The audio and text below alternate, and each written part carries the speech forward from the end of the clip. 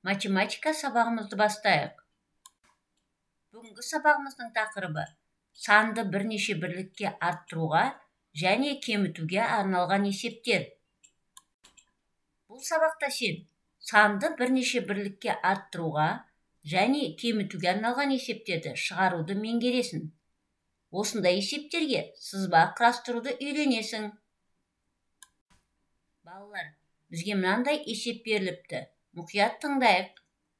Аян 5 ертегі, ал Диана одан 4 ертегі артық оқыды. Диана неше ертегі оқыды?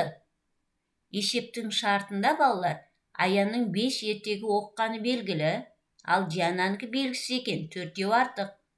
Енді есептің сызбасын сызайық. Бірінші Аянды сызбалайық. Аянға кесімді сызып 5 деп қоямыз, өйткені Аянның оққан ертегі саны белгілі. Ал Диананікі белгісіз, оған кесімді сызып, белгісіз сұрақ белгісін қойып қоямыз да 4-еуі артық, яғни Аяндікінен көп деген сөз. Енді есептің қысқаша шартын жазып алайық. Аян 5 ертегі, ал Диананікі белгісіз, 4-еуі артық Аяндікінен. Енді балалар, артық деген кезде біз қосу амалымен шығарамыз. Яғни 4-еуі артық, 5-тен 4-еуі артық деген сөз, 5-ке 4-ті қос деген сөз. Шешуі 5 қосу 4 тең 9. Жауабы Диана 9 ертегі оқыды. Енді келесі есепке қарайық. Аулада 10 тауық жүр, ал үйректер саны тауықтардан 7-ге кем. Аулада қанша үйрек жүр? Тауықтың саны белгілі, ал үйректің саны белгісіз, 7-ге кем дейді. Сызбасын сызып алайық.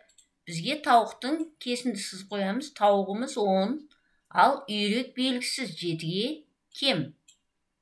Берілген жазып аламыз. Тауық 10, үйрек белгісіз, 7-ге кем. Шешуі, балалар 7-ге кем деген, яғни 7-ні азайтамыз кем дегенде. Сонда 10-нан 7-ні азайтсақ, 3 болады. Жауабы аулада 3 үйрек жүр.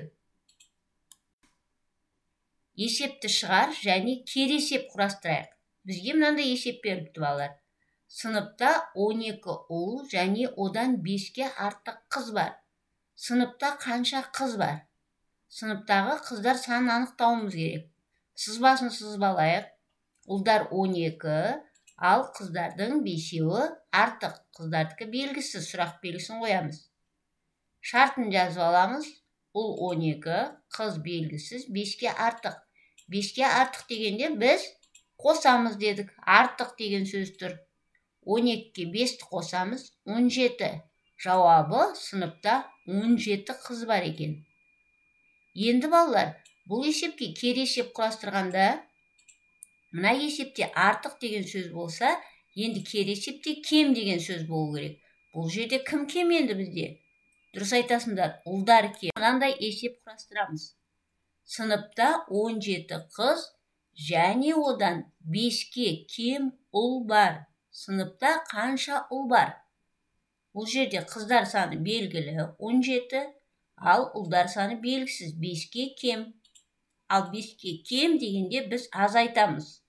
Шешуі 17 азайту 5 тең 12. Жауабы сыныпта 12 ұл бар. Жарайсыңдар балалар. Енді оқулықтың 70-71 беттеріндегі тапсырмаларды орындайық. Ал жұмыс дәптеріміздің 67-68 беттеріндегі тапсырмаларды өз бетіңше орында.